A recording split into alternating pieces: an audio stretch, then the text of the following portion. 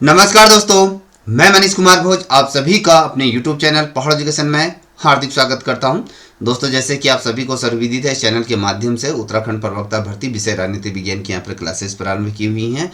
दोस्तों, आज मैं आप लोगों के बीच जो टॉपिक आप लोगों के बीच लेके उपस्थित हुआ हूँ वो परीक्षा के दृष्टिकोण से अत्यंत मार्मिक है, या कहें ये रीढ़ की हड्डी है। यहाँ से निश्चित रूप में क्वेश्चन 100% यहाँ से बनेंगे। आज का जो टॉपिक हमारा रहने वाला है, आपका जो फर्स्ट पेपर है, फर्स्ट पेपर का जो सेशन बी है, फर्स्ट पेपर का जो सेशन ए है, उसका अगर मैं देखूँ तो आपका भारतीय जो राजनीति विचारों की अगर बात करें तो इंडियन पॉलिटिकल थिंकर्स के बारे में बात करते हो, तो इसी में आज एक महत्वपूर्ण जो टॉपिक है, जिन शख्सियतों की मैं बात करूँगा, संविधान निर्माता, अगर कहें जो संविधान के जो शिल्पीकार के रूप में जो माने जाते हैं, डॉक्टर भीमराव अंबेडकर जी के बारे में आज हम चर्चा करेंगे। इनसे संबंधित जो प्रश्नोत्तरी यहाँ से हम देखेंगे। चलिए शुरुआत करते हैं। देखिए दोस्तों, जिन जिन बच्चों को इनके आंसर आते हैं वो मेरे साथ बनाते हुए चलेगा, और जो बच्चा इस श्रृंखला में गलती से भी जुड़ गया है तो निश्चित रूप में पूर्व से लेकर अंततः अवश्य इन क्वेश्चनों का अटैम्प्ट करने का प्रयत्न करिएगा। ठीक है, आपको कहीं ना कहीं फ़ायदा ही होगा। चलिए शुरुआत करते हैं। इस श्रृंखला का पहला प्रश्न आप देख पा रहे होंगे, यहाँ पर स्पष्ट तौर पे देख पा रहे होंगे कि डॉक्टर अंबेडकर के अनुसार जाति व्यवस्था की सबसे बड़ी मूलभूत विशेषता क्या है, ये आपको बताना है। श्रम का विभाजन है, या श्रमिकों का जो श्रेणीबद्ध विभाजन है, या फिर धार्मिक मान्यता है, या आर्थिक विषमता है। तो इसका सही उत्तर क्या हो सकता है? जिसे आंसर आता है वह आंसर दीजिए। देखिए दोस्तों, इस प्रश्न का जो सही उत्तर अगर आप लोगों ने पिक किया तो अच्छी बात है। तो इसका जो सही उत्तर है ऑप्शन बी, श्रमिकों का श्रेणीबद्ध विभाजन ये होना चाहिए। ये मूलभूत आवश्यकता है, क्योंकि डॉक्टर अंबेडकर ने स्पष्ट से ये किया है कि जो जाति व्यवस्था है केवल अगर देखें श्रम का विभाजन नहीं करती है, बल्कि क्या करती है, जो श्रमिकों का जो ऊंचा और नीचा जो आधारित जो श्रेणी है जिसको विभाजित किया गया उच्च नीच में अगर हम बात करें तो उसमें क्या करें, क्रमबद्ध तरीके से श्रेणीबद्ध इसको विभाजन किया गया है। और ये व्यवस्था जो है व्यक्ति की योग्यता नहीं बल्कि उसके जन्म के आधार पर, उसके स्थान पर वो तय करती है। कहें उसके ये नहीं कहा जाता कि भैया ये व्यवस्था जो है व्यक्तिगत योग्यता पर नहीं है, बल्कि क्या है, ये उसके जन्म पर आधारित है और उसके स्थान ये तय करती है। अंबेडकर के आधार पर अगर देखें, अंबेडकर जी के अनुसार अगर देखें तो यही कारण है कि भैया जो जनजाति हो या जाति सामाजिक जो गतिशीलता को कहीं ना कहीं नष्ट करती है, और इसे अगर इसे देखें जो सामाजिक लोकतंत्र के विरुद्ध ये माना गया है। और ये अवधारणा जो है अगर कहें, जो इन्होंने कहा है कि यानी हिलेंस ऑफ कास्ट की अगर बात करें तो उसमें क्या है, कहीं ना कहीं केंद्र बिंदु के रूप में इसको हम मानते हैं। अब यहाँ पर दूसरे नंबर का प्रश्न आप देख पा रहे हो, कहता है कि डॉक्टर अंबेडकर ने सामाजिक लोकतंत्र को किस आधार पर परिभाषित किया है। बड़ा ही अच्छा प्रश्न है, ये याद रखिएगा। तो राजनीति समानता है, या आर्थिक समानता है, या स्वतंत्रता, या समानता और बंधुत्व, या फिर विधि समानता। तो इसका सही उत्तर क्या है? अनुमान सभी बच्चे इसके सही उत्तर दे रहे होंगे, इसमें कोई कुरेज नहीं है। तो इसका जो सही उत्तर है वो आपके सामने option C as a right answer है। स्वतंत्रता, समानता और बंधुत्व के बारे में बात कही गई है, क्योंकि डॉक्टर अंबेडकर के आधार पर अगर देखें ना दोस्तों, तो लोकतंत्र केवल क्या है, प्रशासनिक प्रणाली नहीं है, बल्कि आपका क्या है, जीवन पद्धति के रूप में भी इसे देखा जाता है। ये है वास्तव में अगर आप देखोगे तो सामाजिक लोकतंत्र का क्या है, ये कहीं ना कहीं आधार है। और उन्होंने जिस तरीके से समानता, स्वतंत्रता और साथ ही बंधुत्व की को ये माना है, उनका ये तर्क भी रहा है कि भैया यदि समाज में ये मूल्य नहीं है तो राजनीति केवल क्या होता है, कहीं ना कहीं खोखला हो जाएगा। ये आपको पता होना चाहिए। और भारतीय समाज में जिस तरीके से जाति व्यवस्था बंधुत्व के विरुद्ध ये है, और इसलिए उन्हें सामाजिक सुधार को कहीं ना कहीं राजनीति लोकतंत्र में महत्वपूर्ण या पूर्ण आवश्यक ये माना गया है। तो इतना याद रखिएगा, ठीक है। अब बात करेंगे तीसरे नंबर का प्रश्न आपके सामने रख रहा हूं। तो ये कहता है कि डॉक्टर अंबेडकर के विचार में भारतीय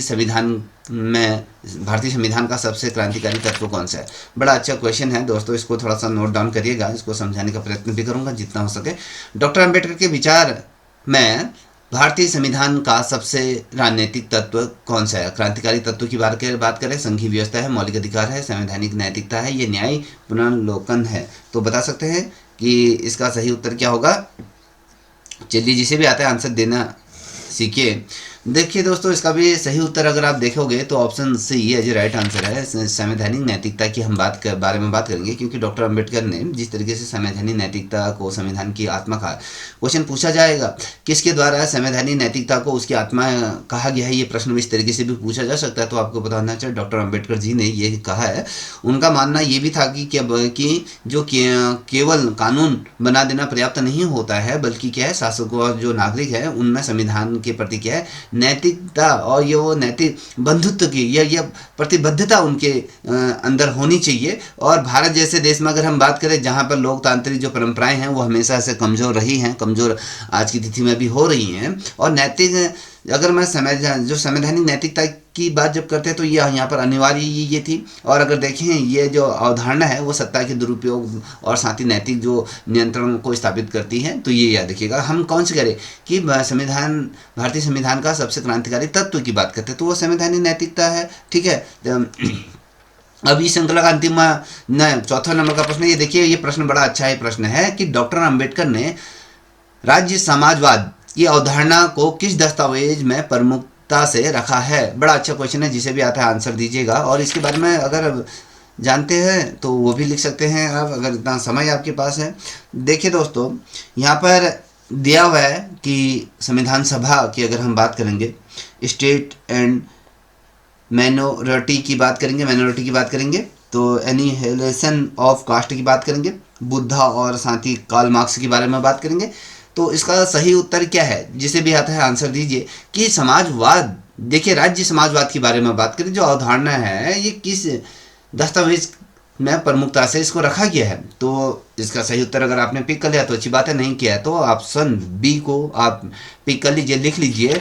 स्टेट एंड माइनॉरिटी की बात करेंगे तो यहाँ पर क्या होता है, अगर हम देखें तो यहाँ पर जिस तरीके से मैंने कहा कि स्टेट एंड माइनॉरिटी की बात करें तो इसमें अंबेडकर जी ने जिस तरीके से राज्य समाजवाद का ये क्या है, स्पर्श कहीं ना कहीं खाका ये प्रस्तुत इनके द्वारा किया गया था। उन्होंने जिस तरीके से भूमि हो गया, आपके उद्योग हो गया और साथ ही बीमा जैसे क्षेत्रों में क्या किया है, नियंत्रण की हमेशा वकालत इन्होंने प्रमुखता से इन चीज़ को रखा कि भैया जैसे उद्योग हैं या फिर भूमि जैसे और जैसे बीमा जैसे सेक्टरों में अगर कहें तो इन्होंने राज्य के नियंत्रण की वकालत हमेशा से की है। उनका उद्देश्य ये भी रहा था कि भैया आर्थिक लोकतंत्र की यहाँ पर स्थापना हो। और अम्बेडकर हमेशा ये मानते थे कि राजनीतिक लोकतंत्र तब तक अधूरा है जब तक क्या है, आर्थिक समानता ना हो। उन्होंने कहा कि भैया हम जब बात करते हैं लोकतंत्र की बात करते हैं, राजनीतिक लोकतंत्र तब तक ये अधूरा माना गया है जब तक क्या है, आर्थिक समानता ना हो। और साथ ही ये दस्तावेज जो उन्होंने कहा कि आर्थिक चिंतन का क्या है, ये सर्वोच्च उदाहरण ये दिया गया है। अब कभी क्वेश्चन ये भी आपके सामने बन सकता है कि वह कौन सा भारतीय दार्शनिक है जिसने राजनीतिक लोकतंत्र तब तक अधूरा है जब तक उसका आर्थिक समानता ना हो। ये किसके द्वारा, ये व्यक्तित्व किसके द्वारा कहा गया, तो आपको पता होना चाहिए डॉक्टर अंबेडकर जी के द्वारा ये कहे गए शब्द हैं। ठीक है। अब बात करेंगे 5वें नंबर का प्रश्न, आप यहाँ पर देख पा रहे होंगे। डॉक्टर अंबेडकर के अनुसार अस्पृश्यता का मूल स्रोत क्या है। गरीबी है, आर्थिक शोषण है, धार्मिक मान्यताएं हैं, या आर्य अनिवार्य संघर्ष की अगर बात करें तो ये क्या हो सकता है, बता सकते हैं इसका सही उत्तर क्या हो सकता है। तो दोस्तों इसमें अगर आप देखोगे बेसिकली अस्पृश्यता की अगर बात करें, जैसे छुआछूत की अगर बात करते हैं तो उसका मूल स्रोत क्या होता है।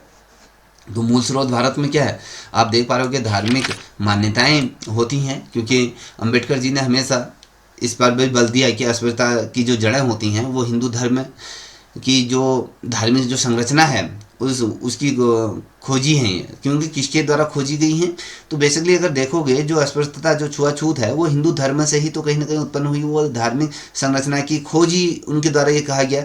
उन्होंने ये तर्क भी दिया था कि दोस्तों कि भैया ये केवल क्या है, आर्थिक और ऐतिहासिक समस्या नहीं है। आप ये देखोगे कि भैया ये आर्थिक तौर पर समस्या है या फिर ऐतिहासिक समस्या नहीं है, बल्कि आप देखोगे ये धर्म द्वारा क्या है, इनकी बहस ये बहुत ही गहराई और सामाजिक जो कुरीतियाँ हैं, जो प्रथाएं हैं, उसके बलबूते ये आज भी समाज में विद्यमान है। और इसी कारण से अगर आप देखोगे समाज सुधार के लिए धार्मिक सुधार को होना बहुत आवश्यक हो जाता है आज की डेट में, क्योंकि अस्पृश्यता जो छुआछूत है उसको समाप्त करने हेतु क्या करना पड़ेगा, आपको धर्मांतरण का भी एक विकल्प के रूप में देखा जा सकता है। ठीक है। आपको ये नहीं करना चाहिए कि भैया कि समाज में छुआछूत या फिर अस्पृश्यता जैसे बहुत घिनौने जो चीज़ें हैं जो समाज में विद्यमान हैं उनका समापन होना चाहिए, उनके इन चीज़ों इन प्रथाओं के क्या होना चाहिए, गर्त में जानी चाहिए ये प्रथा है, जिससे कि समाज एक मनुष्य के रूप में जी सके। ठीक है, अब देखिए यहाँ पर छठे नंबर का प्रश्न है, डॉक्टर अंबेडकर ने ग्रामीण भारत को किस रूप में चित्रित किया था। बड़ा अच्छे क्वेश्चन है। यहाँ पर आप देख पा रहे होंगे कि हमने कहा कि डॉक्टर अंबेडकर ने जो भारत के जो ग्रामीण क्षेत्र को किस रूप में उन्होंने चित्रित किया है। समाजी न भारतीय संस्कृति का प्रतीक, लोकतंत्र की आधारशिला, या जाति व्यवस्था का गढ़, या भी आत्मनिर्भर अर्थव्यवस्था की अगर बात करते हैं तो बता सकते हैं इसका सही उत्तर क्या हो सकता है।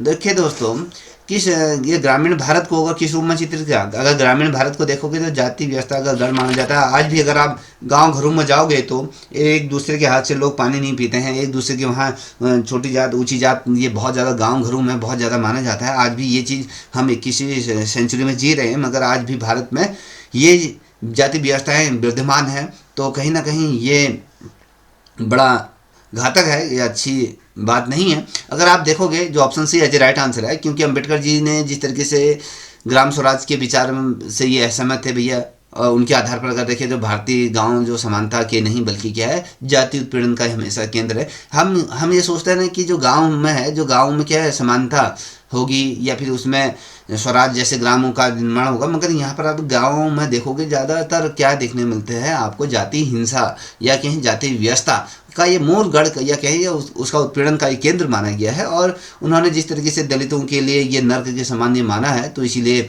अगर आप देखोगे तो कहीं ना कहीं शहरीकरण और औद्योगिकरण को समाज मुक्ति का साधन ये मानते हैं। और उनका ये विचार भी रहा था कि सामाजिक जो समाजशास्त्री यथार्थवाद को कहीं ना कहीं दर्शाते हैं। देखिए, जितना शहरों में उत्पीड़न नहीं होता है या कहीं ज़्यादा जातिवादी चीज़ें नहीं देखने को मिलती हैं, वहीं अगर आप दूसरी ओर अगर गांव घरों में जाओगे तो वहाँ पर ये चीज़ें देखने को मिलेंगी। जितने भी बच्चे आप लोग देखते हो, कभी मनन करिए, क्या जाति व्यवस्था या ऊंच नीच करने से किसी को लाभ हुआ है अब तक। इंसान का जीवन क्षणिक है, वो कब उसकी सांस अटक जाए ये पता नहीं है, और हम अपने पूरे जीवन भर जाति व्यवस्था ये छोटा बड़ा ये करते हैं। अरे इंसान तो इंसान होता है, उसमें किस तरीके से जात पात होना चाहिए, मैं तो इस चीज़ को डिनाई करता हूँ। ये चीज़ें नहीं होनी चाहिए। अगर हर व्यक्ति ये सोच ले कि इन चीज़ों से ऊपर उठना है तो निश्चित रूप में हम एक अच्छे मनुष्य कहलाएंगे और हमारा जीवन सार्थक हो जाएगा। इन चीज़ों से किसी को कोई आज तक कुछ भी हासिल नहीं हुआ। ठीक है, 7वें नंबर का प्रश्न आप देख पा रहे हो, डॉक्टर अंबेडकर के अनुसार संविधान का अंतिम उद्देश्य क्या है, ये आपको बताना है। अंबेडकर जी की अगर बात करें तो उनका कहना था कि भैया संविधान का अंतिम उद्देश्य क्या है, स्थिर शासन है, शक्तिशाली राज्य की है, सामाजिक क्रांति है या राष्ट्रीय एकता।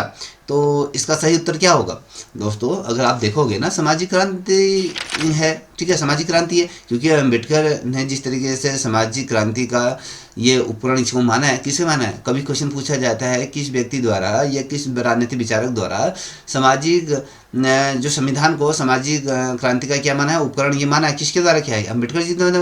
उनका ये भी मानना था कि भैया संविधान सामाजिक न्याय को समाप्त करता है और साथ ही उसका साधन भी ये मानते हैं। और मौलिक अधिकार की बात करें और उनका जो संरक्षण जैसे प्रावधान इसी उद्देश्य से उसमें जोड़ा गया संविधान में, कि वह संविधान को कहीं ना कहीं जड़ दस्तावेज नहीं बल्कि अगर हम बात करें समाज को बदलने वाली जीवंत साधन के रूप में से माना जाता है। ठीक है, तो ये आपको पता होना चाहिए। अब दूसरी तरफ आप देख पा रहे होंगे, डॉक्टर अंबेडकर ने किसे भारतीय समाज का सबसे बड़ा शत्रु कहा है। तो ये बड़े ही अच्छे क्वेश्चन अंबेडकर जी को लेकर हैं। तो यहाँ पर गरीबी, अशिक्षा या जाति व्यवस्था या उपनिवेशवाद। तो आई थिंक आप यहाँ पर समझ गए होंगे कि इसका सही उत्तर क्या है, जाति व्यवस्था क्या है, समाज का सबसे बड़ा शत्रु ये माना है। क्योंकि अंबेडकर हमेशा से ये कहते थे कि जो जाति व्यवस्था है, सामाजिक एकता समानता हो गया या लोकतंत्र की सबसे बड़ी ये बाधा के रूप में है। और ये क्या है, व्यक्ति को जन्म से ये बात देती है और उसे क्या करती है, नैतिक रूप से भी क्या है अन्यायपूर्ण माना जाता है। जाति के रहते हुए राष्ट्र निर्माण संभव नहीं हो सकता है। और साथ ही अगर ये देखो, ये दुल्हन विश्वास ये था। अगर हम बात करते हैं ना, जो हमारे जितने भी हमारे सरकारें हैं वो कहते हैं कि हिंदू राष्ट्र की संकल्पना करते हैं। अगर हिंदू राष्ट्र की अगर हम बात करते हैं, अगर आप ये लेके चलोगे समाज में 10 से 15% आपके ये लेके चलो अपर कास्ट है, तो और जो 85% अगर मैं बात करूँ तो वो आपके जैसे माइनॉरिटी है, जैसे SC है, ST है, OBC है या फिर जनजाति है। तो ये क्या हिंदू राष्ट्र चाहते हैं? बिल्कुल भी नहीं चाहते हैं। ठीक है, 10% के कहने से क्या हिंदू राष्ट्र बनेगा? क्योंकि हम जब हिंदू राष्ट्र की जब बात करते हैं, एक राष्ट्र के निर्माण की जब हम बात करते हैं, जब तक ये जाति व्यवस्था दूर नहीं होगी, जब तक ये समाप्त नहीं होगी, तब तक हम हिंदू राष्ट्र की कल्पना कर ही नहीं सकते हैं। हम क्या अल्पसंख्यकों को छोड़ देंगे? क्या अल्पसंख्यकों की भी तो संख्या बहुत ज़्यादा तादाद में भारत में है, क्या वो इसके पक्षधर रहेंगे? बिल्कुल नहीं। क्या दलित समाज रहेगा? नहीं। क्या जनजाति समाज रहेगा? नहीं। क्या ओबीसी समाज इसके पक्षधर रहेगा? बिल्कुल भी नहीं। क्या सिर्फ जो स्वर्ण समाज है, क्या उसके कहने से कि हिंदू राष्ट्र की संकल्पना गढ़ी जा सकती है? बिल्कुल भी नहीं गढ़ी जा सकती है। तो इसीलिए हमारा जो देश है वो भिन्नता में एकता का कहीं ना कहीं संदेश पूरे विश्व भर में देता है। तो इसकी खूबसूरती ही विभिन्नता पर एकता का है, जहाँ पर गंगा यमुना तहजीब हमारे देश में ये विद्यमान है, यही सबसे अच्छा है। ठीक है, तो अब हम बात करेंगे 90वें नंबर के प्रश्न की तरफ अग्रसर हो रहे हैं। तो 90वें नंबर का प्रश्न क्या कहता है? डॉक्टर अंबेडकर के विचार में बंधुत्व का अभाव किसका परिणाम है? ये आपको बताना है। ठीक है, बड़ा अच्छा प्रश्न है। औद्योगिक आधुनिकता, जाति व्यवस्था या पश्चिमी शिक्षा के बारे में बात कर रहे हैं। तो क्या हो सकता है इसका? तो दोस्तों इसका भी अगर हम देखें तो जाति व्यवस्था ही है, क्योंकि हम कहते हैं कि विचार में जो बंधुत्व का अभाव की बात करते हैं तो उसका परिणाम क्या होगा? तो जाति व्यवस्था ही होगी ना। जहाँ तक अगर देखें तो जाति व्यवस्था की जब हम बात करते हैं तो बंधुत्व का अभाव, जब बंधुत्व सामाजिक क्या है, एकता की भावना है, बंधुत्व सभी को एक साथ की जब हम बात करते हैं तो इसका अभाव हमें देखने को मिलता है। बंधुत्व समाज की एकता की भावना होती है। अम्बेडकर के आधार पर अगर हम देखें दोस्तों तो जाति व्यवस्था समाज में क्या है, खंडों में कहीं ना कहीं विभाजित है। अलग छोटी मोटी जो जातियों के अलग अलग तरीके से जो विभाजित है, इससे क्या है, सह अस्तित्व की जब बात करते हैं तो परंपराएं जो सम्मान समाप्त हो जाता है। इसके लिए क्या होता है, उन्होंने ये भी कहा था कि जब तक जाति रहेगी तब तक बंधुत्व संभव नहीं हो सकता, और यही सामाजिक लोकतंत्र का की क्या है, विफलता का कारण है। अगर जाति व्यवस्था जिस दिन हट गई या समाप्त होगी तो बंधुत्व का जो भाव है वो बढ़ जाएगा। क्यों? सभी को मिलजुल के बात कर रहे हैं, एक छतरी के नीचे सभी को लाने की हम बात कर रहे हैं। ठीक है, अब यहाँ पर आप देख पा रहे होंगे 10वें नंबर का प्रश्न, डॉक्टर अंबेडकर ने किस धर्म को सामाजिक समानता के सर्वाधिक अनुकूल माना है? डॉक्टर अंबेडकर ने किस धर्म को सामाजिक समानता के सर्वाधिक अनुकूल माना है? हिंदू धर्म है, इस्लाम, ईसाई या फिर बौद्ध धर्म है? तो बता सकता है इसका सही उत्तर क्या हो सकता है दोस्तों? तो आई थिंक ये जो माना गया है वो बौद्ध धर्म है, क्योंकि डॉक्टर अंबेडकर ने जो धर्म, किस धर्म को सामाजिक समानता का अनुकूल माना है, तो वो बौद्ध धर्मों को माना है। क्योंकि अंबेडकर ने जिस तरीके से बौद्ध धर्मों को तर्क और करुणा और समानता पर आधारित ये माना है, उसमें आत्मा, ईश्वर और जाति जैसे अवधारणाओं का अभाव होता है। अगर आप बौद्ध धर्म का अगर देखोगे तो उसमें ये नहीं कहा जाता कि आत्मा है, ईश्वर है और जाति जैसी जो अवधारणाएं हैं वो उससे मुक्त है बौद्ध धर्म। उन्होंने जिस तरीके से वैज्ञानिक और साथ ही जो नैतिक धर्म, इसको ये कहा कि वैज्ञानिक सोच की तरह, और ये नैतिक धर्म को इन्होंने कहा है कि बौद्ध धर्म को साल अगर देखोगे ना 1956 में बौद्ध धर्म जिस समय ग्रहण किया था बाबा साहब अम्बेडकर जी ने, तो उन्होंने सामाजिक मुक्ति का कहीं ना कहीं मार्ग ये चुना, और उन्होंने जिस तरीके से उनके चेतना की तार्किक ये परिणति इन्होंने ये की थी, तो इस चीज़ को याद रखिएगा। ठीक है, अब बात करेंगे 11वें नंबर के प्रश्न की तरफ अग्रसर हो रहे हैं कि डॉक्टर अंबेडकर के अनुसार राजनीति लोकतंत्र की सात्विक शर्त क्या है, स्थायित्व शर्त क्या है? तो सार्वभौमिक वयस्क मताधिकार की बात करते हैं, तो शक्तियों का पृथक्करण कहते हैं, या सामाजिक लोकतंत्र कहते हैं, या से संघीय व्यवस्था की अगर हम बात करेंगे तो इसका सही उत्तर क्या होगा? जिसे भी आता है आंसर दीजिए कि अम्बेडकर से रिलेटेड क्वेश्चन यहाँ पर पूछे जाएंगे, तो इतना ध्यान रखिएगा। चलिए, जिसे भी आता है, देखिए इसका जो हम कहते हैं कि राजनीति लोकतंत्र की सात्विक शर्त का अगर बात करते हैं तो इसका जो सही उत्तर होगा वो आपके सामाजिक लोकतंत्र के बारे में बात करेंगे। क्योंकि अंबेडकर ने चेतावनी भी दी थी कि भैया केवल राजनीति, केवल अगर कहें राजनीति लोकतंत्र भारत को नहीं बचा सकता है। उन्होंने क्या कहा? हमने कहा कि अंबेडकर के अनुसार राजनीति लोकतंत्र की स्थायित्व शर्त क्या है? अगर हम कहते हैं इस चीज़ को, अगर देखो तो अंबेडकर जी ने इस चीज़ को चेतावनी दे दी थी कि भैया ये केवल क्या है, आपकी राजनीति लोकतंत्र भारत को नहीं बचा सकती है। यदि समाज में स्वतंत्रता, समानता, बंधुत्व नहीं होगी तो लोकतंत्र अस्थिर हो जाएगा। जब हम मिलकर अगर हम चलेंगे तब जाके हमारा जो संविधान है, वो जो लोकतंत्र है, वो बड़ा ही शानदार तरीके से क्या होगा, फली फूली होगा। अगर ये चीज़ें नहीं होंगी तो पूर्व में अम्बेडकर जी ने इस चीज़ को जता दिया था, इस चीज़ की चेतावनी भी दे दी गई थी कि जब समाज में समानता नहीं होगी, स्वतंत्रता नहीं होगी, बंधुत्वता नहीं होगी तो लोकतंत्र अस्थिर हो जाएगा। और समाजी लोकतंत्र राजनीतिक संस्थाओं की आत्मा ये कहा जाता है। जो समाज है, जो सामाजिक लोकतंत्र की जब हम बात करते हैं, ये जो संस्था है ये कहीं ना कहीं उसकी सोल के रूप में ये कहा गया है। जाति आधारित जो असमानताएं हैं, इससे जो स्थायित्व शर्त की जब मैं बात करता हूँ, स्थायित्व को क्या करता है, ये नष्ट कर देता है। इसमें क्या है, सामाजिक सुधार को उन्होंने क्या है, अनिवार्य शर्त के रूप में माना है। तो इतना ध्यान रखिएगा। अब बात करेंगे 12वें नंबर का प्रश्न है, जिसे भी आता है आंसर देते हुए चलिएगा दोस्तों।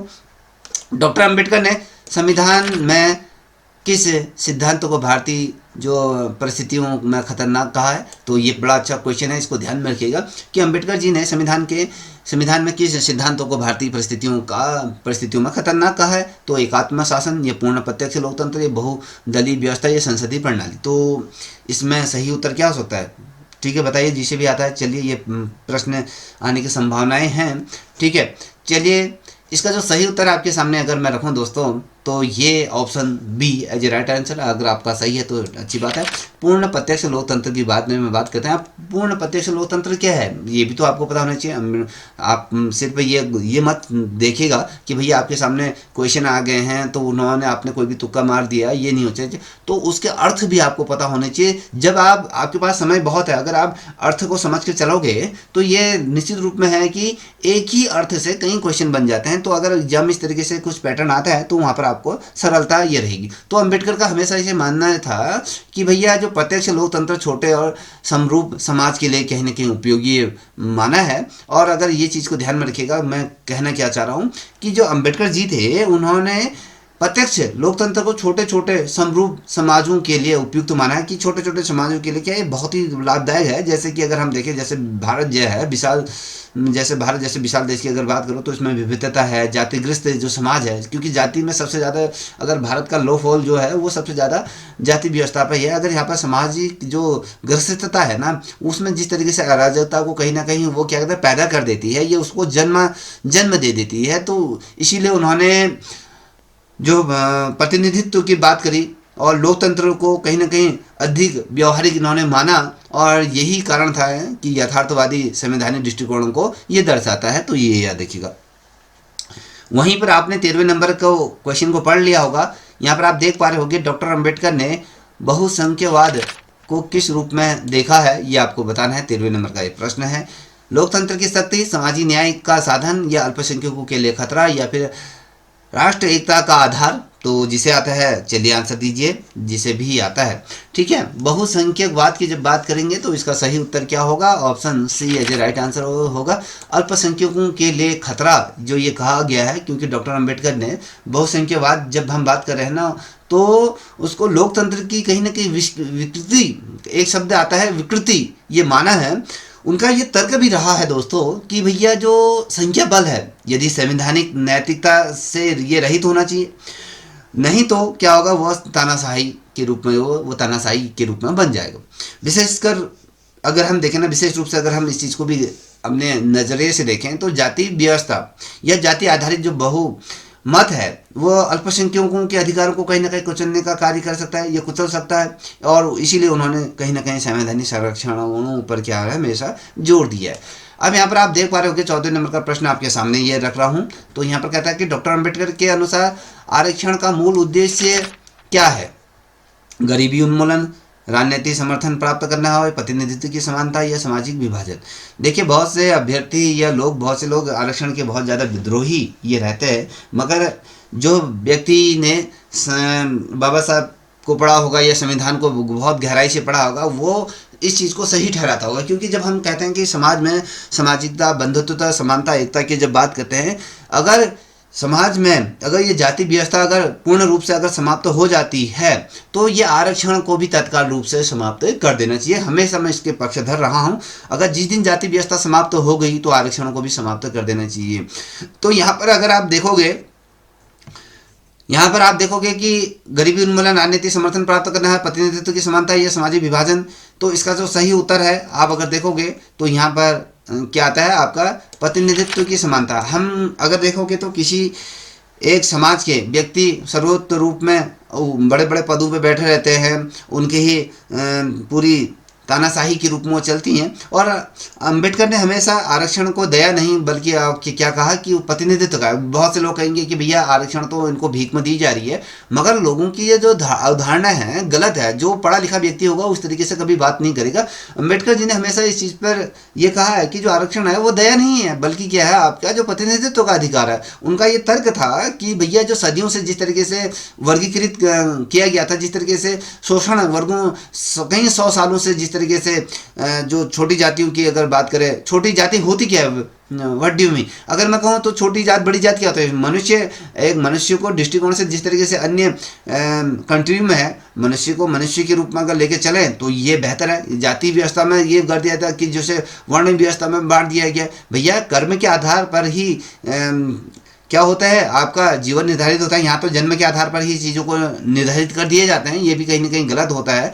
तो उन्होंने जिस तरीके से तर्क दिया था कि भैया जिस तरीके से सदियों से जिस तरीके से वर्गीकृत किया गया था वर्गों में, जिस तरीके से शासन की जो भागीदारी से लोगों को क्या कर दिया था, चाहे वो ओबीसी कैटेगरी हो या आपके पिछड़ा समाज हो या फिर एससी हो या एससी हो, एसटी हो या फिर जनजाति है या फिर अल्पसंख्यकों का हमेशा से क्या हुआ है, उत्पीड़न किया गया है। और आरक्षण का अगर हम देखें तो ऐतिहासिक अन्याय का अगर देखें तो संवैधानिक प्रतिकार है, ये याद रखिएगा, ठीक है। जो ये अन्याय है वो कहीं ना कहीं संविधान का क्या प्रतिकार है। उनका उद्देश्य समाज में संतुलन और लोकतांत्रिक का समावेश स्थापित करना है। अगर देखिए समाज में अगर पूर्ण रूप से जिस दिन जाति व्यवस्था ये सारी चीज़ें ख़त्म हो जाएंगी तो हम कहेंगे हमारा राष्ट्र विश्व में कहीं ना कहीं अपने जो हिंदुत्व की जो भावनाओं को लेकर चल रहे हैं तो कहीं ना कहीं एक समृद्ध राष्ट्र और एक शक्तिशाली राष्ट्र के रूप में उभरेगा। क्योंकि सभी लोग एक साथ चलकर कदम से कदम मिला के चलेंगे तो निश्चित रूप में हम विजय पताका फहराएंगे। मगर जिस दिन ये चीज़ें समाप्त नहीं हुई, जिस तरीके से आज भी आप देख पा रहे होंगे, आपने देखा होगा जिस तरीके से क्या ये जाति व्यवस्था इस तरीके से होती है कि आप दलित समाज के लोगों के ऊपर पेशाब कर देते हैं, उनको पीट के मार देते हैं, उनको पेशाब पिलाते हैं। और ये क्या है, ये सामाजिकता है, ये क्या समाज है, ये जिस तरीके से चीज़ें हो रही हैं। आज आप देखोगे बलात्कार के मामले में जो कमज़ोर वर्ग है उसको हमेशा से उसका उत्पीड़न किया जा रहा है, महिलाओं का शोषण किया जाता है। तो ये कई ऐसी चीज़ें हैं, डरावनी चीज़ें हमारे समाज में आज भी विद्यमान है। तो ये जो कमज़ोर समुदाय हैं, जो निम्न वर्ग हैं, तो उनका हमेशा से कालांतर से अगर कहें सदियों से उनका उत्पीड़न हुआ है। तो ये जो आरक्षण की जो बात करती हैं ये प्रतिनिधित्व का आधार है, ना कि आपका भीख, ये याद रखिएगा, ठीक है। अब बात करेंगे 15 नंबर के प्रश्न के बारे में बात करेंगे। तो यहाँ पर आप देख पा रहे होंगे, ये कहता है कि डॉक्टर अंबेडकर ने संविधान संशोधन की प्रतिक्रिया को लचीला क्यों रखा है। तो ये याद रखिएगा, बड़ा अच्छा प्रश्न है। क्योंकि राजनीतिक दबाव के कारण, ब्रिटिश परंपरा के कारण, सामाजिक परिवर्तन को समायोजित करने हेतु या फिर न्यायपालिका को सशक्त बनाना के लिए। तो आप सभी को पता है दोस्तों, जब ये लचीला इसलिए रखा गया है क्योंकि सामाजिक परिवर्तनों को समायोजित समय में जिस तरीके से अगर समाज की आवश्यकता के अनुसार क्या हो सकता है, इसमें संशोधन किए जा सकते हैं। तो अंबेडकर हमेशा ये मानते थे कि भैया समाज में स्थिरता नहीं हो सकता, समाज को स्थिर नहीं हो सकता है, क्योंकि समाज को सामाजिक परिवर्तन के साथ साथ क्या है, स्वयं को ढालने की भी क्षमता होनी चाहिए। अत्यधिक कठोर अगर हम संविधान को बना दें, यह सामाजिक प्रगति में कहीं ना कहीं बाधा बन जाएगा। और इसीलिए उन्होंने जिस तरीके से संशोधन प्रतिक्रिया को न केवल बहुत सरल रखा, अत्यंत ये कठिन भी रखा है। अगर हम अपने भारतीय संविधान को देखें, ना ये तो कठिन है, ना ये सख्त है, ना ये लचीला है, ना ये सॉफ्ट है, ना ये हार्ड है, ये कहेंगे बीच का। ये सॉफ्ट कॉर्नर भी रखता है और हार्ड कॉर्नर भी रखता है, दोनों तरीके से ये चीज़ें रखता है। ये ना तो अत्यधिक कठिन है, ना ही अत्यधिक ये सरल है। तो ये चीज़ें याद रखिएगा। अब बात करेंगे 16 नंबर का प्रश्न है, डॉक्टर अम्बेडकर ने हिंदू कोड बिल का समर्थन किस उद्देश्य से किया था। धार्मिक एकरूपता के कारण, महिला सम्मान के कारण, या फिर राजनीतिक लाभ के कारण, या पश्चिमीकरण के बारे में बात करते हैं। तो ये चीज़ें याद रखिएगा दोस्तों, 16 नंबर का प्रश्न है। तो अगर आप देखोगे तो ये किस चीज़ को समर्थित करता है, तो ये महिला समानता के बारे में बात करता है। अगर जहाँ तक महिलाओं की बात करते हैं, अगर प्रत्येक जितनी भी बहनें इस वीडियो को देख रही, तो डॉक्टर अम्बेडकर अगर ना होते तो आज भी महिलाएं जिस तरीके से चूल्हा चौकी ही करती है। आज जिस तरीके से पुरुषों के समान महिलाएं कदम से कदम मिलाकर, कंधे से कंधे मिलाकर चल रही हैं, कहीं ना कहीं इसका जो श्रेय बाबा साहब अम्बेडकर जी को जाता है। हमेशा उन्होंने महिलाओं की वकालत की, जो मैटरनिटी लीव जो मिलती है, जो मातृत्व अवकाश मिलता है, वो सारी चीज़ों की वकालत, शिक्षा से संबंधित जो भी योगदान रहा है वो हमेशा बाबा साहब का ये ऋणी होनी चाहिए। जितनी भी बहनें देख रही हैं, बाबा साहब का आपको ऋणी हमेशा ये रहना पड़ेगा ही, क्योंकि अगर वो ना होते तो आज आप जिस स्थान पर बैठी हों, जिस तरीके से आप आज कर रही हैं, वो चीज़ें हिंदुस्तान में तो संभव नहीं था।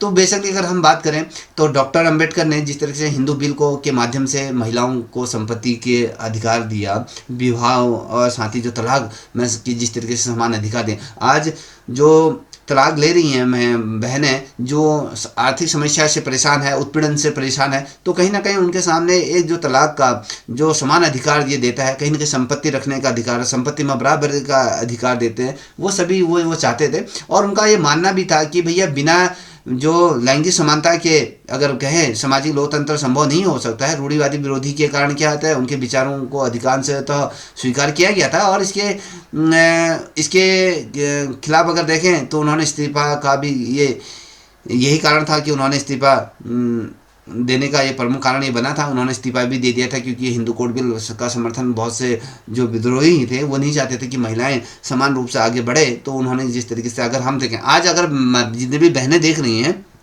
क्या हिंदुस्तान भी आज क्या पुरुष प्रधान देश है? कभी ये सुना आपने कि महिला प्रधान देश है? अगर आज भी जो महिलाएं हैं वो पुरुष उनको आगे बढ़ते हुए देखना नहीं चाहते हैं, क्योंकि महिलाएं क्या हैं आज भी, अगर हम देखें, ये शब्द नहीं कहना चाहिए, लोग पुरुष क्या सोचता है उसको अपने पैरों की जूती समझता है, क्योंकि महिलाएं को हमने अधिकार दे तो दिया, मगर आज भी पुरुष प्रधान देश कहा जाता है, भारत को पुरुष प्रधान देश ही कहा जाता है। तो ये कहीं ये चीज़ को याद रखिएगा, ठीक है। अब यहाँ पर आप देख पा 17 नंबर का प्रश्न है कि अंबेडकर के अनुसार कानून का शासन, रूल ऑफ लॉ की अगर बात करें किस आधार पर होना चाहिए? कानून का शासन किस आधार पर है? परंपरा, धर्म या संवैधानिक नैतिकता या बहुमत की इच्छा पर? तो आप सभी को पता है कि अगर कानून का शासन होना चाहिए तो संवैधानिक नैतिकता के आधार पर होना चाहिए। आप तो जिस तरीके से, अगर आपने कल की न्यूज़ देखी होगी, जैसे कि आपने देखा होगा कल एक कुलदीप सेंगल जो थे पूर्व विधायक, उन्होंने जिस तरीके से एक छतनानी महिला का जिस तरीके से बलात्कार किया था और उनके पिताजी को भी मरवा दिया था। तो यहाँ पर क्या है, कहीं ना कहीं एक उच्च कास्ट का और पावरफुल व्यक्ति है, तो उसको धर्म के आधार पर, ये हिंदू होने के कारण उसको क्या क्या रिहा कर दिया है। आजकल अगर कोई छोटा अपराध भी कर देता तो उसके सालों सालों तक वो उम्र कैद की सज़ा काटता है। तो आपने ये चीज़ें देखी होंगी। तो बेसिकली अपने मुद्दे पे आते हैं कि कानून का शासन, रूल ऑफ लॉ की जब मैं बात करता हूं तो अंबेडकर ने हमेशा ये कहा है कि कानून का शासन केवल क्या होना चाहिए, विधि पुस्तकों से नहीं चलाया जा सकता है। आपकी जो किताबें हैं वो किताबों से नहीं चल सकता है, जो किताबों में जो चीज़ें लिखी गई उससे नहीं चल सकता है। इसके क्या करें, जीवित रखने के लिए क्या होता है, संवैधानिक नैतिकता यहाँ पर आवश्यक है। अगर इन चीज़ों को जीवित रखना है तो संवैधानिक नैतिकता होनी चाहिए। यदि शासक वर्ग संविधान की भावनाओं का सम्मान नहीं करेगा तो कानून का भी यहाँ उत्पीड़न का समाधान नहीं कर सकता है। अगर जो लोकतंत्र में जो बैठे हुए जो प्रतिनिधि हैं, अगर वही कानून को धज्जियाँ उड़ाएंगे तो कानून का संरक्षण करने वाले भी उसका संरक्षण नहीं कर पाएंगे। तो अपने हिसाब से सारी चीज़ें मैनिपुलेट होंगी, तो इससे जो अराजकता फैलेगी। ठीक है, अब देखिए 18 नंबर का प्रश्न है कि डॉक्टर अंबेडकर ने शिक्षा को किस रूप में देखा है, ये आपको बताना। आर्थिक विकास का साधन है, सांस्कृतिक संरक्षण या सामाजिक मुक्ति का अधिकार है, प्रशासनिक आवश्यकता। तो दोस्तों आप सभी को पता है डॉक्टर अंबेडकर ने हमेशा जो शिक्षा को सामाजिक मुक्ति का ये आधार माना है, क्योंकि अंबेडकर के जो प्रसिद्ध नारे रहे थे, शिक्षित बनो, संगठित रहो और संघर्ष करो, ये इनका हमेशा ये नारा ये रहा था। कभी क्वेश्चन पूछा जाएगा ये जो नारे हैं किसके ये भारतीय विद्वान के हैं, राजनीतिक विचारक के हैं। शिक्षित बनो और संगठित रहो और संघर्ष करो, ये जो नारे हैं ये शिक्षा को कहीं ना कहीं केंद्र स्थान प्राप्त करने के लिए नारे बाबा साहब ने दिए थे। उनके अनुसार अगर देखें जो शिक्षा ही क्या है, शोषित वर्गों की आत्मबोध और प्रतिरोध की क्षमता ये देती है। देखिए अगर शिक्षा, अगर जो निम्न वर्ग है, अगर वो शिक्षा का अगर हम देखें तो आज भी शिक्षा से कहीं ना कहीं वंचित ये समाज है, क्योंकि इसीलिए बाबा साहब ने कहा कि भैया आप शिक्षित बनो, संगठित रहो, एक साथ मिलकर काम करो, और कहीं ना कहीं ये शिक्षा को उन्होंने केंद्र बिंदु माना। और बिना शिक्षा सामाजिक संभावना ये समानता की बात नहीं की जा सकती। अगर आप देखोगे आज भी विश्वविद्यालयों में SC ST OBC की जो आपने देखा भारत सरकार के द्वारा जो आंकड़े जारी कर दिए गए थे जो यूनिवर्सिटियों में जितने भी प्रोफेसर हैं जो उनके पद रिक्त हैं, तो आप अगर देखोगे तो चाहे एससी हो, एसटी हो, ओबीसी हो या मिनोरिटी हैं, तो यहाँ तो इनके पद की जो संख्या बहुत अधिक है जहाँ इनको फिलफुल किया ही नहीं गया। उच्च वर्ग कभी नहीं चाहता है कि ये लोग भी उन यूनिवर्सिटियों जैसे में आए। तो आज अगर आप देखोगे किसी भी यूनिवर्सिटी में, आप देख लीजिए, आप खुद ही इस चीज़ को मनन करिएगा, आप किसी भी यूनिवर्सिटी में जाइए, आपके जो निम्न वर्गों के जो एससी, एसटी, ओबीसी या फिर मिनोरिटी के कितने प्रोफेसर है आपको ये पता चल जाएगा। तो इसीलिए शिक्षा को इन्होंने जिस तरीके से सामाजिक मुक्ति का ये अधिकार ये माना है, ठीक है। तो आप बात करेंगे 19वें नंबर के प्रश्न की तरफ हम अग्रसर हो रहे हैं। तो यहाँ पर आप देख पा रहे हो डॉक्टर अंबेडकर के अनुसार धर्म का सामाजिक कार्य क्या होना चाहिए? परंपरा का संरक्षण, सामाजिक अनुशासन या नैतिक समानता की स्थापना करना, धार्मिक ये मोक्ष की बात कर रहा है। तो इसका सही उत्तर क्या? जो धर्म होना हो, जो धर्म का जो सामाजिक कार्य होना चाहिए किस तरीके से होना चाहिए? नैतिक समानता की स्थापना करना उसका धर्म का क्या होता है? उद्देश्य होता है। अम्बेडकर ने हमेशा धर्म की नैतिकता जो व्यवस्था को ये मानते थे कि ना कि वो कर्मकांड को मानते हैं। वो कर्मकांड को उन्होंने कभी नहीं माना। जो धर्म असमानता और उत्पीड़न को वैध ठहराता है उनके अनुसार वो धर्म नहीं है। अगर कोई धर्म ये कहता है कि जैसे हमने देखा ना कि हिंदू धर्म में जिस तरीके से वो कहा जाता है कि 4 वर्गों में बांट दिया गया है, जो शूद्र वर्ग है वो सिर्फ जन्म अगर कर्म से इंसान की वैल्यू होती है ना कि उसकी जाति से। तो उन्होंने कहा कि भैया ये सारी चीज़ें यही काम करेंगे, नालियाँ साफ करेंगे, ये करेंगे, गोबर उठाएंगे, ये सारी चीज़ें जो भी XYZ जो भी निम्न कैटेगरी का जो काम होंगे वो क्या करेंगे, जो आपके शूद्र वर्ग करेगा। तो ये कहीं कहीं पर लिखा है, ये इन्होंने हमने मैनिपुलेट चीज़ें की गई हैं। तो अगर आप किसी दिन बढ़ोगे इन चीज़ों को समझ में आएगा।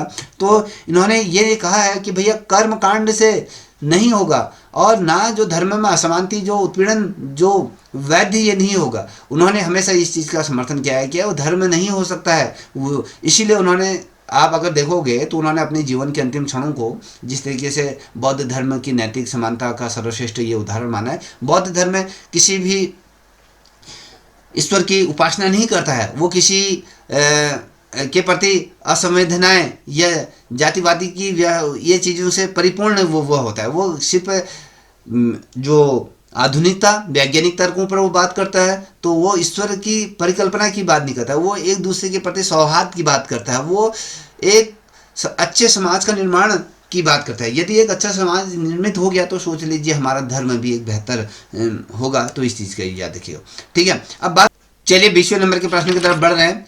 डॉक्टर अंबेडकर ने भारतीय समाज की सबसे बड़ी कमजोरी क्या मानी है, ये आपको बताना है। यहाँ पर औपनिवेशिक प्रभाव है या आर्थिक पिछड़ापन है या सामाजिक एकता का अभाव है या भाषाई विविधता है। तो दोस्तों आप सभी को पता है, इसका उत्तर आप सभी को आता होगा, सामाजिक एकता का अभाव। क्योंकि हमारे समाज में एकता है ही नहीं, क्योंकि यहाँ पर तो जातिवादी व्यवस्थाएँ अभी भी व्याप्त हैं। कोई किसी धर्म को मानता है, कोई किसी धर्म को मानता है, कोई किसी धर्म को मानता है, कोई जाति व्यवस्था पर अपना प्रभुत्व ये बनाए रखता है। तो कहीं ना कहीं अगर देखें तो अम्बेडकर ने से हमेशा उनका ये मानना था कि भारत क्या है, राष्ट्रवाद की जो भावना है, भावात्मकता होनी चाहिए। हमारी जो भारत है, भारत में राष्ट्रवाद की भावना है। तो अगर देखें तो सामाजिक रूप से वो कमज़ोर, जाति व्यवस्था के कारण समाज में आसपास ये बढ़ जाता है। और बिना सामाजिक एकता के हम राष्ट्र के को अगर देखें तो भौगोलिक अवधारणा में बनाकर ये रखते हैं। तो बेसिकली अगर ये सारी चीज़ें हट जाएं तो ये लेके चलो कि हम जिस चीज़ को लेके चल रहे हैं तो वो हम उसको पा लेंगे। अब यहाँ पर हम बात करेंगे 21वें नंबर के प्रश्न की तरफ अग्रसर हो रहे हैं। कहते हैं डॉक्टर अंबेडकर के अनुसार अल्पसंख्यकों की वास्तविक सुरक्षा किससे सुनिश्चित होती है? यहाँ पर संघात्मक शक्ति या धार्मिक सहिष्णुता या फिर संवैधानिक गारंटी से या फिर नैतिक अपील से। तो आप सभी को पता है इसका सही उत्तर क्या आएगा कि जब हम अल्पसंख्यकों की वास्तविक सुरक्षा की जब बात करते हैं तो संवैधानिक गारंटी से अल्पसंख्यक किसे कहा जाता है? आज हम जो मुस्लिम समुदाय की जब हम बात करते हैं तो अल्पसंख्यकों की श्रेणी में उनको रखते हैं। तो जो अम्बेडकर जी हैं उन्होंने हमेशा ये माना है कि बहुसंख्यक जो समाज है उनकी जो सद्भावना है उस पर क्या है, अल्पसंख्यकों की सुरक्षा नहीं छोड़ी जा सकती है।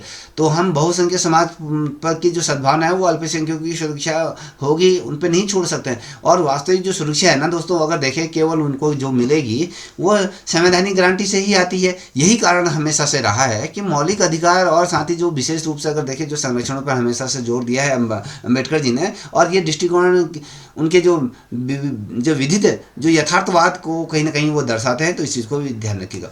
अब बात करते हैं 22वें नंबर का प्रश्न। ये कहता है कि डॉक्टर अम्बेडकर ने एक व्यक्ति एक मूल्य की अवधारणा को किससे जोड़ा है, तो ये याद रखिएगा। दोस्तों अगर आपको वीडियो अच्छी लग रही हो तो प्लीज़ चैनल को सब्सक्राइब करें और लाइक भी करें, और इसी तरीके की चीज़ें आपके सामने मैं लेते होंगे। अगर आपको ये PDF चाहिए तो आप मुझसे संपर्क कर सकते हैं। तो यहाँ पर आर्थिक लोकतंत्र, सामाजिक समानता या फिर राजनीतिक प्रतिनिधित्व, ये नैतिक दर्शन के बारे में बात करें तो इसका सही उत्तर क्या है? तो इसका जो सही उत्तर है, सामाजिक समानता की जब हम बात करते हैं तो यहाँ पर डॉक्टर अम्बेडकर ने हमेशा, अगर कहें, लोकतंत्र के अर्थ को केवल एक व्यक्ति या एक मत तक नहीं माना है। ये समाज में जिस तरीके से व्यक्ति का नैतिक सामाजिक मूल्य असमान है तो लोकतंत्र अधूरा है। इसीलिए उन्होंने सामाजिक एकता को कहीं ना कहीं जो लोकतंत्र की पूर्ण सशक्त या पूर्ण शाश्वत के रूप में उन्होंने ये माना है। तो यह देखिए, अब बात करेंगे 23वें नंबर का प्रश्न है, डॉक्टर अम्बेडकर ने धर्मांतरण को किस रूप में देखा है? धार्मिक कट्टरता का, राजनीतिक रणनीति को, या सामाजिक मुक्ति का साधन, या सांस्कृतिक विद्रोह? तो दोस्तों आप सभी को पता होगा कि डॉक्टर अम्बेडकर ने धर्मांतरण की जब बात करते हैं तो सामाजिक मुक्ति का साधन माना है। आपने देखा होगा जो मुस्लिम कम्युनिटी की जो बहनें हैं, और जिस तरीके से मुस्लिम कम्युनिटी में कुछ ऐसी चीज़ें हैं जो बहनों को वो अच्छी नहीं लगती, जैसे 3 तलाक है या तलाक, ये तमाम चीज़ें हैं, तो ठीक है, उनका जो हलाला है, ये तमाम चीज़ें उनको ये सही नहीं लगती है। तो इसीलिए आप देखोगे तो मुस्लिम जो बहनें हैं वो भी कहीं ना कहीं हिंदू लड़कों से भी वो विवाह करती है, क्योंकि वो उस समाज की जो घिनौनी चीज़ें हैं कहीं ना कहीं उससे वो पूरी तरीके से वो मुक्ति पाना चाहती है। या कहीं कहीं जिस तरीके से हिंदू धर्म में 7 जन्मों तक कहा जाता है ना कि पूरे जीवन भर किसी एक व्यक्ति, एक जीवन पार्टनर के साथ रहने की जो जिस तरीके से बातें कही गई है, उसमें हमारे हिंदू धर्म में ये सारी चीज़ें चलती है। मगर हम थोड़ा सा अल्पसंख्यकों के बारे में बात करें तो उन्होंने जिस तरीके से उनकी अपनी धार्मिक आस्थाएं हैं तो उसमें हम कुछ नहीं कह सकते। तो उसी अगर हम देखें तो इसको कोई भी जो मुस्लिम समाज है वो इस चीज़ को अन्यथा ना ले जाए। एक उदाहरण के तौर पर मैं दर्शाना चाह रहा था कि धर्मांतरण क्या है। तो अम्बेडकर ने हमेशा धर्मांतरण का जो धर्मांतरण है का सही नहीं बल्कि उसकी गरिमा का प्रश्न उन्होंने माना है कि जो धर्मांतरण है वो क्या आस्था नहीं है, बल्कि वो क्या है, आपका जिस तरीके से गरिमा है, गरिमा का प्रश्न ये माना है। उन्होंने जिस तरीके से कहा है कि भैया जो धर्म है वो समानता नहीं देता, अगर कोई धर्म का समानता नहीं देता है तो उसे त्याग देना चाहिए, उसका त्याग नैतिक आधार पर होना चाहिए। जिस तरीके से बौद्ध धर्म को अम्बेडकर जी ने ग्रहण किया और उसका सामाजिक मुक्ति को कहीं ना कहीं वो तार्किक परिणति के रूप में उन्होंने माना। उन्होंने ये कहा कि मैं हिंदू धर्म में पैदा हूँ मगर मैं हिंदू धर्म में मरूंगा नहीं। तो उस तरीके से उन्होंने बौद्ध धर्म अपनाया। जिस तरीके से हिंदू धर्म में जातिवादी व्यवस्था है, जिस तरीके से ऊंच नीच, सामाजिक भेदभाव अत्यंत रूप में जो विद्यमान था, इसीलिए डॉक्टर अम्बेडकर ने सभी धर्मों का अवलोकन करा और उनमें जो सही जो पाया तो उन्होंने, आप देखोगे तो बौद्ध धर्म जो कहता है कि वैज्ञानिक तार्किक सोच रखता है और कहीं ना कहीं ईश्वर और जो कर्मकांड है, मूर्ति पूजन का हमेशा से विरोधी रहा है। तो वो सिर्फ प्रकृति को ही ईश्वर के रूप में वो दर्जा देता है। कोई भी जो ये हिंदू धर्म में जिस तरीके से हम पूजा पाठ करते हैं वो उस चीज़ को डिनाई करता है। वो कहता है कि समाज को एकजुट रखना है, समाज में सौहार्द पैदा करना है, यही वास्तविक धर्म है। तो इनका ये कहना है। ठीक है, अब बात करेंगे 24वें नंबर का प्रश्न है। 24वें नंबर का प्रश्न क्या कहता है? डॉक्टर अम्बेडकर के अनुसार न्यायपालिका की सर्वोच्च भूमिका क्या है, ये आपको बताना है। सरकार को सलाह देना है, विधि निर्माण करने, संविधान की सुरक्षा करनी है, या फिर आपकी प्रशासनिक नियंत्रण की बात करती है। तो आप सभी को पता है कि भैया संविधान, न्यायपालिका की जो सर्वोच्च भूमिका जो रही है वो हमेशा संविधान की रक्षा की बात करते हैं, क्योंकि अम्बेडकर ने जिस तरीके से जो न्यायपालिका को संवैधानिक संरक्षक के रूप में माना है, उनका मानना ये भी था कि भैया जो बहुमत की जो तानाशाही से कहीं ना कहीं संविधान के न्याय क्या कर सकता है, उसकी रक्षा कर सकता है। यही कारण रहा था कि उस समय कि उन्होंने न्याय स्वतंत्रता पर विशेष हमेशा बल दिया कि भैया न्याय, ये स्वतंत्रता या कहें सर्वोच्च न्यायालय की भूमिका बहुत महत्वपूर्ण हो जाती है। अगर कोई तानाशाही, अगर किसी सरकार को बहुमत पूरी रूप से प्राप्त है तो संविधान को पूरी तरीके से समाप्त कर सकता है। तो वो पूरी तरीके से समाप्त, अगर सर्वोच्च न्यायालय उसकी संरक्षण नहीं करेगा तो वो पूरी तरीके से उसको ख़त्म कर देगा, तो अपने हिसाब से उसको चलाएगा। ठीक है, तो ये याद रखिएगा। अब बात करेंगे 25वें नंबर का प्रश्न। आप देख पा रहे हो यहाँ पर कहता है कि डॉक्टर अम्बेडकर ने हिंदू सामाजिक व्यवस्था की तुलना किससे की है? लोकतांत्रिक ढांचा से की है, सैनिक संगठन से की है, बहुमंजिला इमारत से की है, या पारिवारिक व्यवस्था से की है? तो आप बता सकते हैं इसका सही उत्तर क्या हो सकता है? तो दोस्तों जिसे भी आता है आंसर दीजिए, ठीक है।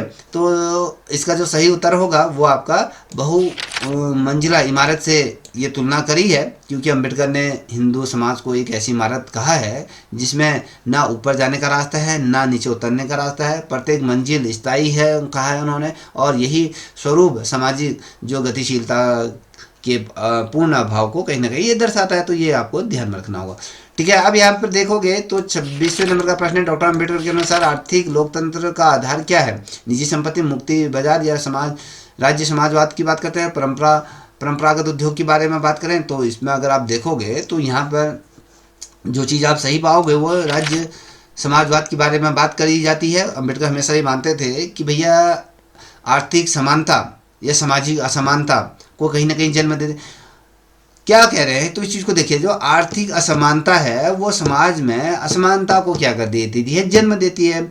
और राज्य जो समाजवाद की जब मैं बात करता हूँ तो उसके माध्यम से ही संसाधनों का क्या होगा, पूर्ण न्याय पूर्ण वितरण ये संभव हो सकता है। यही विचार था कि भैया जिस तरीके से हमने कहा स्टेट एंड माइनॉरिटी की बात करते हैं तो ये इससे स्पर्श होता था और उसको कहीं ना कहीं प्रमुखता से ये रखा जाता है। तो इस चीज़ को ध्यान में रखने का प्रयत्न करिएगा, ठीक है। अब यहाँ पर आप देख पा रहे होगे 27वें नंबर का प्रश्न आपके सामने रखा हुआ है, आपने अच्छी तरह से इसको पढ़ भी लिया होगा। ये कहता है डॉक्टर अम्बेडकर ने किस विचार की तुलना बुद्ध को सामाजिक क्रांतिकारी माना है? प्लेटो ने, अरस्तु ने, कार्ल मार्क्स ने या रूसो ने? तो बता सकते हैं किसने ये इस चीज़ को माना है दोस्तों?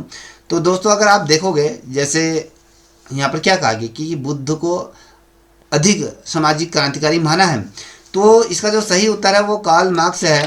तो बुद्धा और कार्ल मार्क्स की जब हम बात करते हैं उसमें अम्बेडकर ने जिस तरीके से बुद्ध को नैतिक और अहिंसात्मक क्रांतिकारी का कहीं ना कहीं प्रतीक माना है, और उन्हीं के आधार पर अगर हम देखें तो बुद्ध की जो क्रांति है स्थायी और मानवीय रूप में मानी जाती है, और कार्ल मार्क्स की जो क्रांति है वह हिंसा पर आधारित है। देखिए जो कार्ल मार्क्स है उनकी जो सामाजिक या कहे क्रांतिकारी जो सोच है वो क्या है, हिंसा पर आधारित है, मगर बुद्ध की क्या है, जो बुद्ध की जो क्रांति है वो स्थायी और मानवीय थी, और कार्ल मार्क्स की क्या है अगर आप देखोगे कहीं ना कहीं वो हिंसात्मक है, ये हिंसा पर ये है, ठीक है।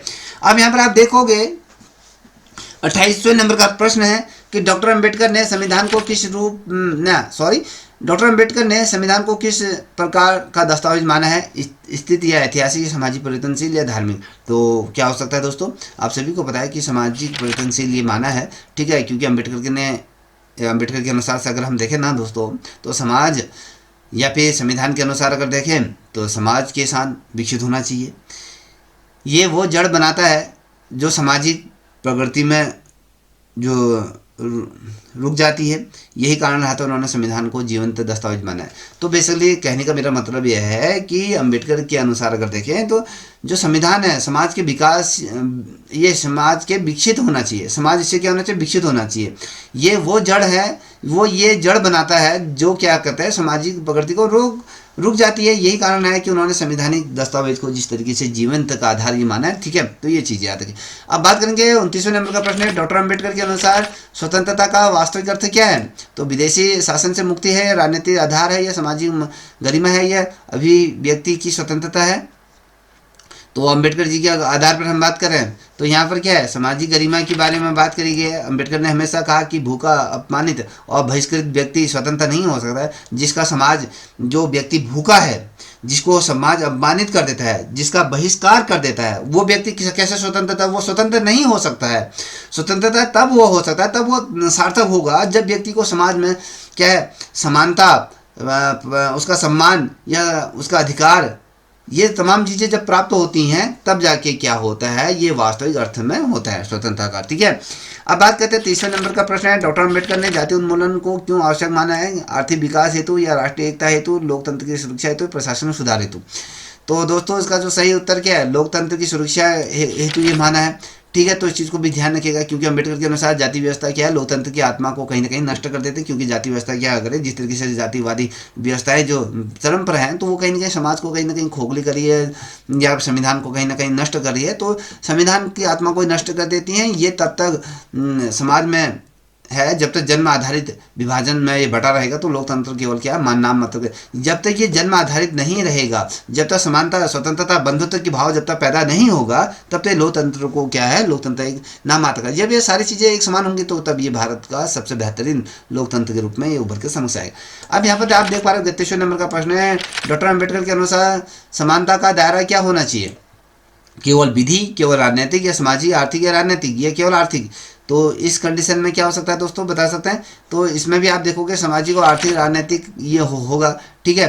तो इसमें इसीलिए ये बहुत महत्वपूर्ण हो जाता है, क्योंकि जब हम कहते हैं कि सामाजिक, आर्थिक और राजनीतिक की जब हम बात कर रहे हैं, तो इसमें अम्बेडकर तीसरी समानता के पक्षधर रहे थे। तो ये स्तरीय मतलब आपके सामाजिक हो गया, आर्थिक हो गया, राजनीतिक। वे केवल अगर देखें जो विधि समानता सामाजिक विषमता को समाप्त नहीं कर सकता है, नहीं कर सकती है, इसलिए उन्होंने बहुआयामी समानता पर हमेशा से बल दिया हुआ है, ठीक है।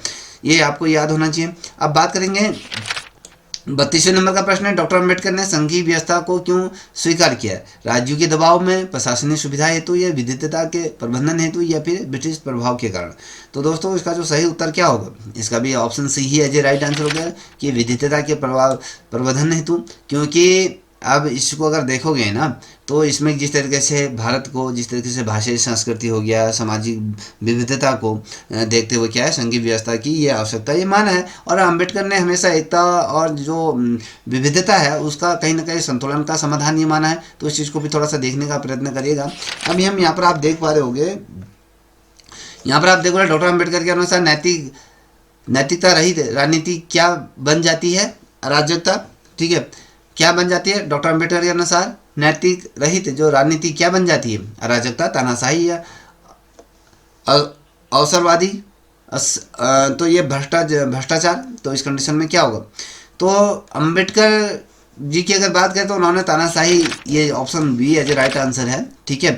तो अम्बेडकर हमेशा मानते थे कि यदि राजनीति नैतिक मूल्यों से रहित है तो बहुमत क्या है, तानाशाह बन सकता है। यही संवैधानिक नैतिकता की आवश्यकता का सिद्धांत या कहेंगे ये सिद्ध करता है। बेसिकली इस चीज़ को इस तरीके से समझने का प्रयत्न करेगा। अम्बेडकर हमेशा इस चीज़ की वकालत करते रहे कि जो राजनीति है वो नैतिक मूल्यों से रहित होना चाहिए, ठीक है। और साथ ही जो बहुमत है वो तानाशाह बना सकता है। क्या जब बहुमत की अगर बात करते हैं, अभी आपको 2019 में आपने देखा तो बहुमत की सरकार थी, कहीं न कहीं संविधान बदलने की बात की जा रही थी। तो यही कारण है कि भैया संवैधानिक नैतिकता की आवश्यकता को ये कहीं ना कहीं सिद्ध कर देता है। तो ये याद रखिएगा। अब 34वें नंबर का प्रश्न है कि डॉक्टर अम्बेडकर ने श्रम को किस दृष्टिकोण से देखा है? हमको किस दृष्टि से देखा है तो आपको बताना चाहिए। तो यहाँ पर अगर देखोगे तो केवल आर्थिक समाधान, आर्थिक साधन है, या धार्मिक कर्तव्य है, मानवीय गरिमा का आधार है, या तनाव का तत्व है।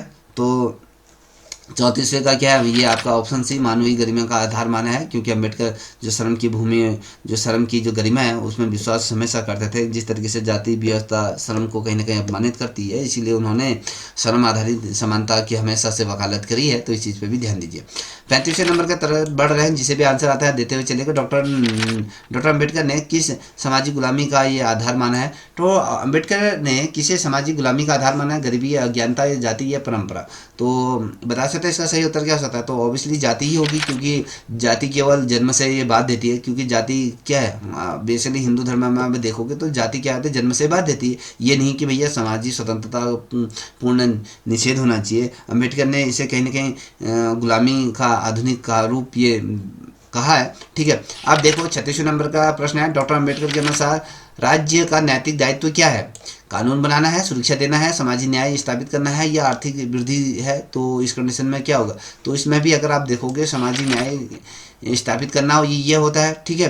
क्योंकि अम्बेडकर के लिए अगर देखें, राज्य केवल क्या है, शासक नहीं, शासक या शासक के रूप में हो, ये संस्था नहीं है, बल्कि क्या है, सामाजिक परिवर्तन का कहीं ना कहीं माध्यम है। अम्बेडकर हमेशा ये कहते हैं कि राज्य का जो नैतिक दायित्व है वो ये नहीं कि भैया राज्य में केवल के शासक सत्ता के रूप में इसे स्थापित करे, ये नहीं है। उनका ये मानना था कि सामाजिक परिवर्तन का माध्यम होना चाहिए। सामाजिक न्याय राज्य का क्या नैतिक दायित्व ये होना चाहिए। तो ये चीज़ पर जोर दिया है।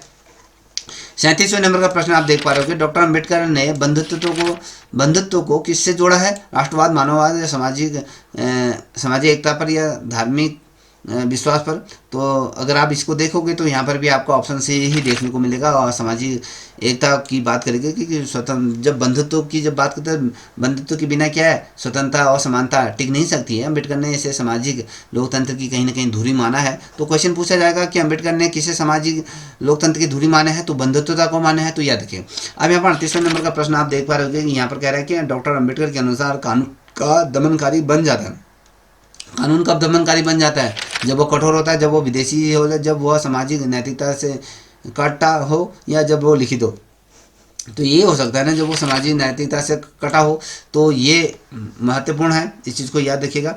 ठीक है, क्योंकि जाति मानसिकता है ना, अगर आप देखोगे तो उसमें अगर आप देखोगे सामाजिक जो कानून है, या फिर कानून सामाजिक न्याय की भावनाओं से रहित होना चाहिए।